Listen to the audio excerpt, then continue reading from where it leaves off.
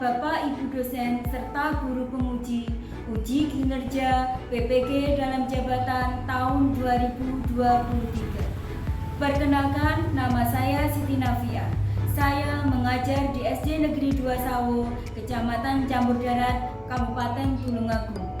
Sekaligus mahasiswa PPG dalam jabatan tahun 2023 di LPTK Universitas Muhammadiyah Malang dengan nomor induk mahasiswa 2023 1063 0111522. Pada hari ini, Senin 4 Desember tahun 2023, saya akan melakukan uji kinerja di SD Negeri 2 Sawo, Kecamatan Campur Darat, Kabupaten Tulungagung pada fase C, kelas 5, mata pelajaran matematika dengan materi penyajian data. Saya siap melakukan uji kinerja. Wassalamualaikum warahmatullahi wabarakatuh.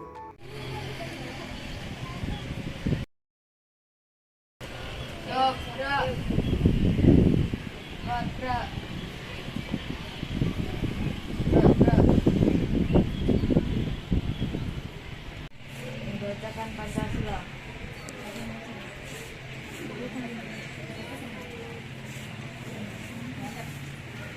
Pancasila. Pancasila. Satu. Satu. Ketuhanan yang Maha Esa. Ketuhanan yang Maha Esa. Dua. Rakyat Indonesia.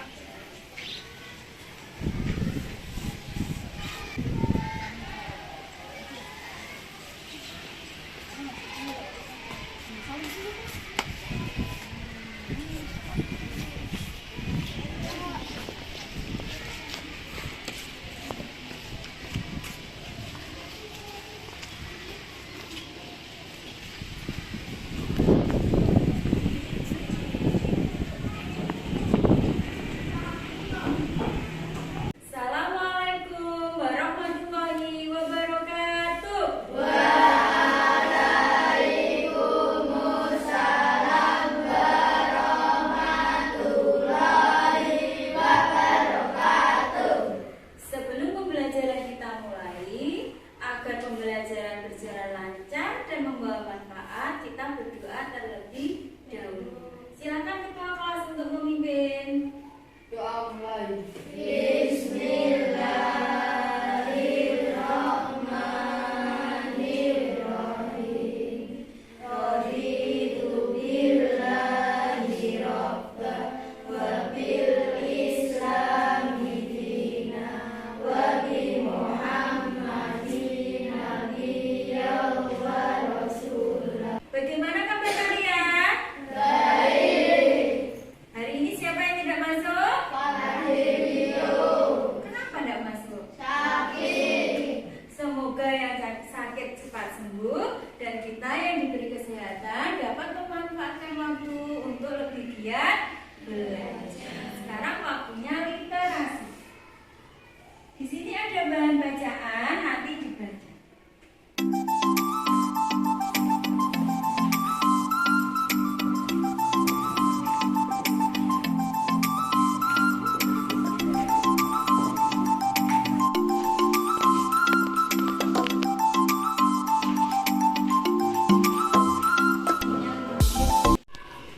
Literasinya sudah. Sekarang biar tambah semangat, kita tepuk semangat dulu. Tepuk semangat.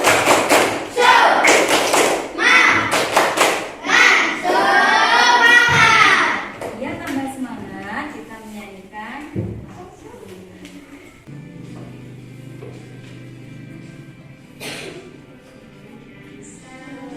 Sampai Merauke berjajah pulau-pulau, sambung menyambung menjadi satu.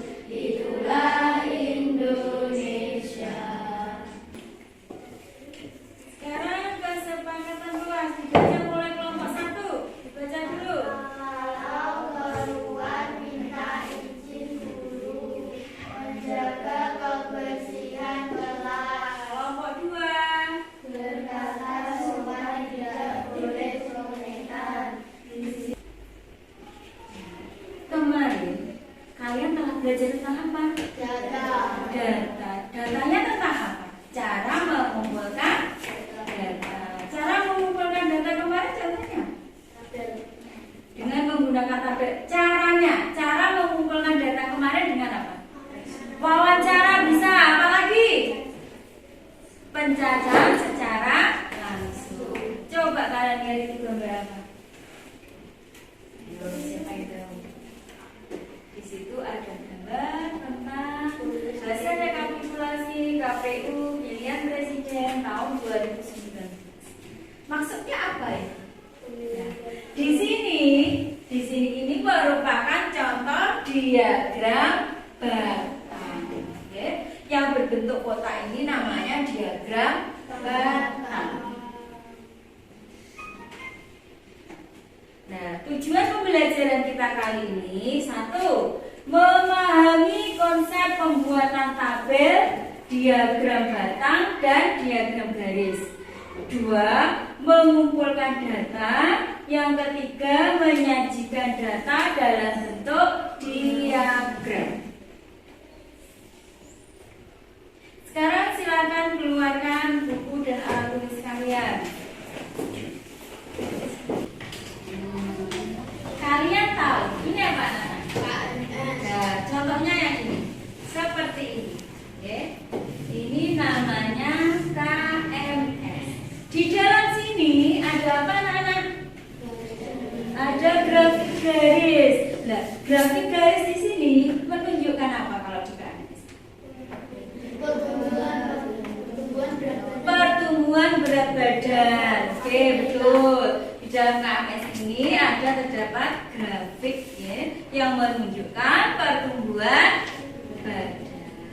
Kalian dapat ini dari mana? Biasanya ketika posyandu. Sudah paham tentang KMS? Sekarang dilanjut. Sekarang mengumpulkan data. Data itu apa, teman-teman? Data adalah keterangan yang diperoleh berdasarkan fakta. Nah, cara mengumpulkan data yaitu dengan cara 1. Melakukan percobaan. Yang kedua, wawancara atau menanyai secara langsung. Dan yang ketiga yaitu mengutip informasi dari sebuah data. Sekarang kita menyajikan data dalam bentuk tabel. Nah, coba sekarang perhatikan. Data nilai hasil ulangan matematika dari 36 siswa. Nah, data tersebut akan disajikan dalam bentuk tabel. Berapa nilai terendah? 30. Yang tertingginya? 90. Coba kita hitung. Perhatikan ya, data ini kita buat dalam bentuk tabel. Oke.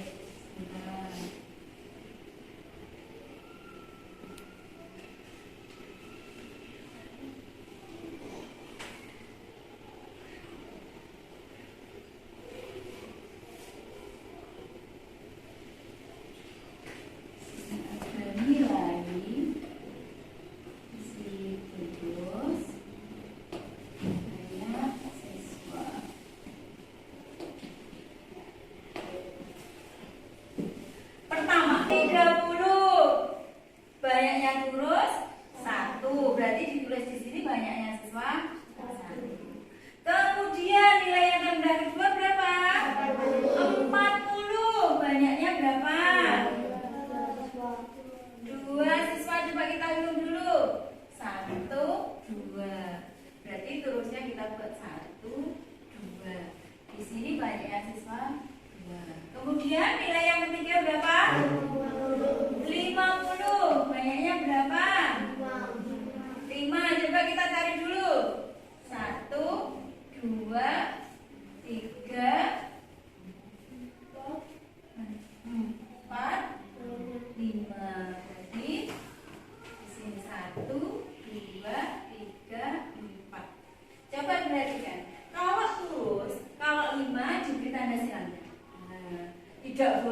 kamu tulis 5 seperti ini digandeng 5 tidak boleh ya. Ditulis 4 dulu baru diberi garis miring untuk penulisan bos. Berarti banyaknya 5. Untuk menyajikan data dalam bentuk tabel sudah paham atau belum? Bisa? Yakin? Yakin. Sekarang lanjut. Coba diperhatikan yang Bapak tulis ya. Nah, tadi nilai terrendahnya 30 dan tertinggi 90. Nah, kalau di tabel seperti itu. Sama kan dengan pengerjaan kita 1257795. Berarti data kita sudah betul, kayak kalian itu tadi sudah betul. Sekarang bagaimana cara menyajikan diagram dalam bentuk batang? Yang pertama adalah buatlah sumbu mendatar dan sumbu tegak dengan memberi ukuran sesuai data pada tabel. Sumbu mendatar itu biasa disebut sumbu apa ya? Ayo, yang mendatar horizontal. Kalau yang ke atas namanya vertikal. Setelah itu nilai 30 tadi sebanyak berapa siswa di situ? 1. Kemudian kita buat, kita tarik ke atas secara tegak berupa persegi panjang dan menghubungkan dengan angka 1 yang ditarik mendatar dari sumbu tegak. Nah, ini adalah garisnya ya. Kalau yang ini namanya sumbu apa tadi? Horizontal. Kalau yang atas namanya vertikal. Oke. Terus di situ kita masukkan banyaknya siswa. Ada. Nah, kemudian untuk nilainya, nilai 30 tadi yang mendapatkan nilai 30 berapa anak? 1. Kemudian untuk yang mendapatkan nilai 40 2. Untuk yang mendapatkan nilai 50 5. Coba kita lihat dulu. Yang mendapatkan nilai 60 7. Berarti kita tarik garis lurus dari angka 7 kemudian dibentuk batang. Kemudian yang mendapat nilai 90 berapa anak? 5. Ini diagram dalam bentuk batang, tetapi ya masih ada garisnya. Biasanya penyajian itu kan tidak ada garisnya, nah. Kalau garisnya dihilangkan bagaimana, Bu? Kalau garis dihilangkan hasilnya seperti ini. Yang tadi saya kan di sini masih ada titik-titiknya yang menghubungkan, loh. Tapi kalau sudah disajikan, titik-titiknya dihilangkan hasilnya seperti ini. Diagram batang nilai kelas. Dari sini sudah paham atau belum? Bisa dilanjut? Oke. Sekarang kita menyajikan diagram dalam bentuk garis. Oke. Langkah-langkahnya sama. Kita membuat dulu sumbu mendatar dan sumbu tegak dengan memberi ukuran sesuai data tabel. Tadi nilai 30 yang terendah ada 1 siswa. Terus kemudian pada garis mendatar ambillah titik 30, kemudian tariklah garis ke atas. Sama ya, caranya sama seperti kita membuat diagram batang. Nah, kita buat dulu garis mendatar, horizontal dan garis ke atas atau vertikal. Setelah itu kita masukkan jumlah siswa. Tadi ada 1, 2 sampai 9. Oke. Ini maksudnya untuk angka ini adalah banyaknya jumlah siswa. Setelah itu nilainya. Tadi yang mendapat nilai 30 berapa anak? 1. Nah, berarti kalau diagram garis setelah dihubungkan kita beri titik atau noktah, jangan noktah atau titik. Tadi kalau diagram batang setelah ketemu kan kita gambar seperti ini misalnya. Nah, kalau diagram garis setelah ada pertemuan kita beri titik.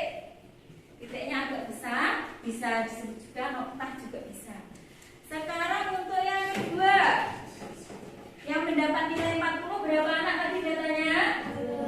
2. Kita tarik garis lurus dari 40 dan 2. Kemudian kalau sudah ketemu seperti ini, ya, berarti ini diberi noktah. titiknya. Di sudut pertemuannya diberi titik.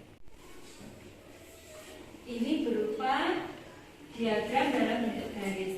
Tapi dalam penyajiannya ini dihilangkan ya, garis-garisnya ini dihilangkan sehingga kalau disajikan dalam bentuk yang sempurna hasilnya seperti ini. Nah, ini adalah diagram garis. Sampai di sini paham? Ada yang mau tanya? Tidak.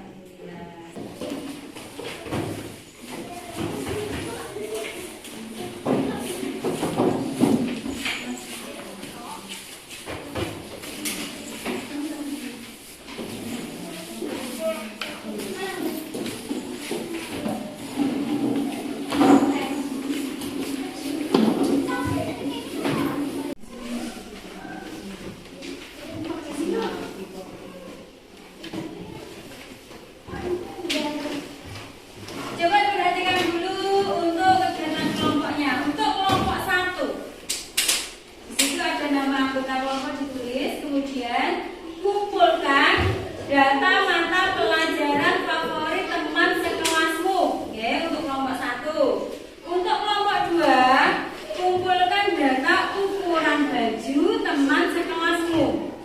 Untuk kelompok 3, kumpulkan data hobi teman sekelasmu. Nah, di situ kalian nanti disuruh membuat tabel. Kemudian pengumpulan data dulu. Setelah itu kita membuat tabel. Setelah tabel selesai, kita nanti disuruh membuat ada diagram batang dan diagram garis. Untuk tugasnya kalian sudah paham? Ada yang mau tanya? Kalau sudah paham, silakan dikerjakan.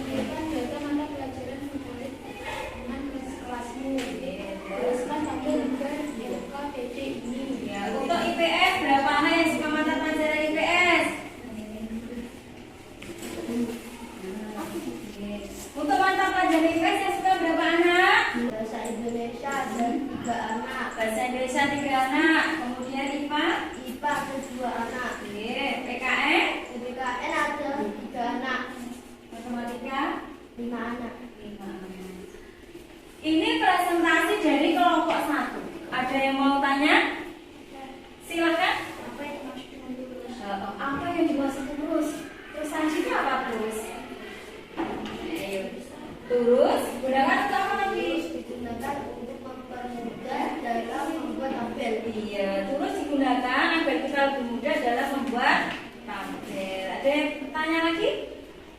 Nah, kalau tidak ada, silakan kelompok 1 duduk. Tepuk tangan untuk kelompok 1. Ya, data ukuran baju. Di situ ada S, M, L, XL, dan XXL. Ya. Yang ukuran S berapa? Coba dibaca datanya. Ukuran S 2 anak. Sudah betul dilihat yang ukuran S 2 anak? Sudah. Kemudian lihat yang ukuran S berapa anak tadi? Nah, kemudian yang ukuran L 2 anak. Oke. Kemudian setelah itu 3 anak. Ya. Di sini yang pita ini berarti menunjukkan diagram apa? Batang. Ya, kalau yang benar berarti ini menunjukkan diagram garis. Presentasi dari kelompok 2. Ada yang mau tanya? Tidak ada? Silakan duduk kembali. Tepuk tangan untuk kelompok 2. Ayo dibacakan dulu. Untuk kelompok 3 ini bukan data apa? Data hobi kelas 5. Coba. Untuk menyanyi, hobi menyanyi ada berapa anak? Coba ditunjukkan yang mana 4. Ya, terus data menggambar berapa? Data menggambar 4 anak. Kemudian olahraga 3 anak. Setelah itu membaca 3 anak dan menari 1 anak. Demikian presentasi dari kelompok 3. Ada yang mau tanya? Silakan. Bagaimana? Bolehkah diagram garis dimulai tidak dari 0? Misalnya gini kan, ini benangnya langsung di angka 2, tidak di sini. Boleh apa tidak boleh? Tidak, ya, tidak boleh. Diagram garis harus dimulai dari 0. Tepuk tangan untuk kelompok 3. Nah, pembelajaran kita kali ini 1. Ternyata banyak macamnya bentuk diagram. Tadi ada diagram apa saja? Ada diagram batang, ada diagram garis. Kemudian hal pertama yang dilakukan dalam membuat diagram adalah mengumpulkan data. Cara mengumpulkan data tadi bagaimana? Ada yang secara langsung dan tidak langsung. Kalau langsung dengan cara apa tadi? Wawancara, apalagi penjajahan. Kalau tidak langsung dengan cara yang tidak langsung dengan cara apa? Ayo, pengumpulan data tidak langsung dengan cara kuesioner. Sekarang alurnya mengumpulkan data. Setelah data terkumpul, apa yang kita lakukan? Dihitung dengan turus. Turus tadi. Setelah dihitung dengan turus, langkah selanjutnya yaitu membuat tabel. Setelah membuat tabel, langkah selanjutnya menyajikan dalam bentuk diagram. Setelah itu menyajikan dalam bentuk diagram. Sampai di sini sudah paham? Nah, sekarang kita mengerjakan latihan soal format.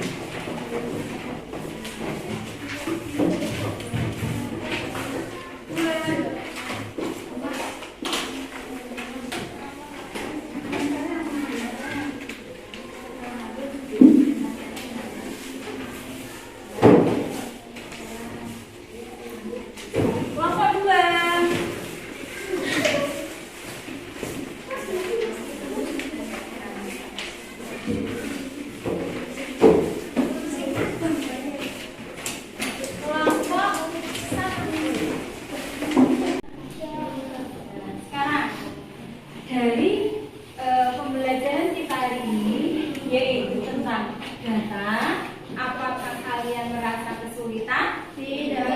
Tidak. Kalau misalnya kesulitan, apa yang kalian lakukan? Baca. Sudah paham sampai di sini? Sudah. Sudah puas dengan pembelajaran hari ini? Sudah. Silakan menempelkan emo di papan tulis.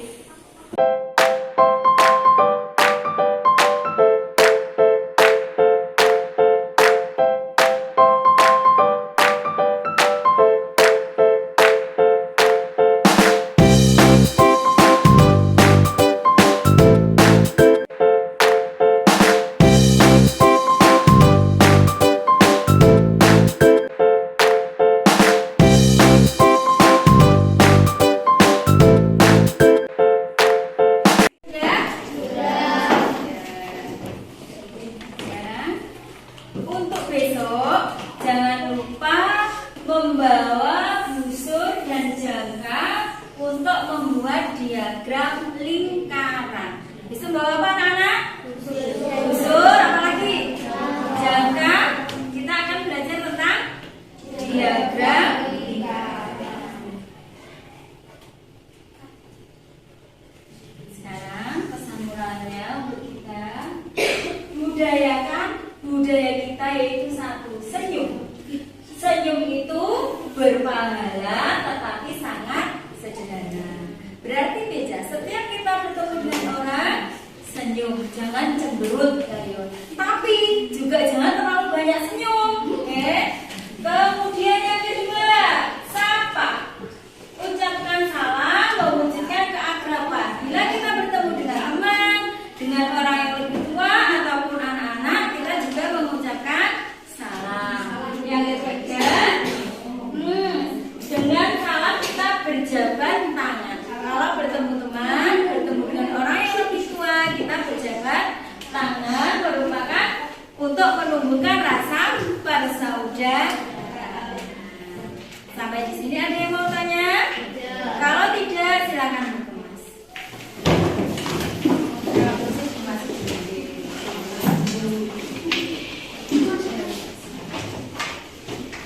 Untuk mengakhiri pembelajaran kita hari ini, semoga ilmu yang kita peroleh bisa bermanfaat. Kita berdoa terlebih dahulu. Silakan kita kelas. Doa mulai.